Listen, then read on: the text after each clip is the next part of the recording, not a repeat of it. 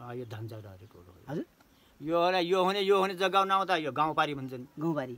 यो गाउँपारी धन्चा टाउरी भन्छन् धन्चा टाउरी धन्चाउ धनचाउरी टाउरी धनचाउरी टाउरी भन्ने नाउँ हो पहिलाको यो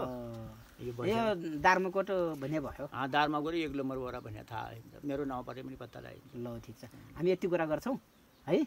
तपाईँको यो कुरा हामी रेडियोबाट प्रसारण गर्छौँ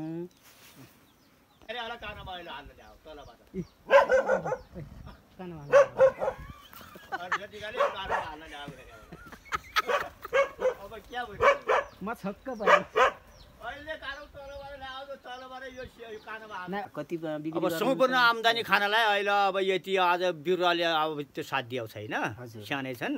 अब 1-2 वर्ष पछाडिबाट आउँछ आम्दानी टन्नै म आम्दानी सुद्धा पनि नेटमा हाल्छु पछाडि टन्नै पारेर किनभने जनताको चेतना फर्किजाओस् अहिलेसम्म फाइदैमा हुनुहुन्छ अहिले फाइदा घाटा त यसले पार्ने ठाउँ कहीँ सुन्तला सुक्यो कि अलिअलि नै सुक्या पनि अब त्यो मलाई थाहा छ यो कसरी सुक्यो भन्ने कुरो एउटा वैज्ञानिक रूपमा त्यो चिरफारै गरिन्छ एकदमै तपाईँको कुराले म प्रभावित भएँ म सायद अहिलेसम्म पत्रकार भएको यत्रो बुढो मान्छे भइगयो होइन दारी पनि खुलिगयो मेरा तर तपाईँको जस्ता कुरा मिठा कुरा केही सुन्न पाइएको थिएन हुन त पार्टीमा नमिल्ला त पार्टी साइड छोडिदिनुहोस् काम हेरेँ मैले तपाईँको मेहनत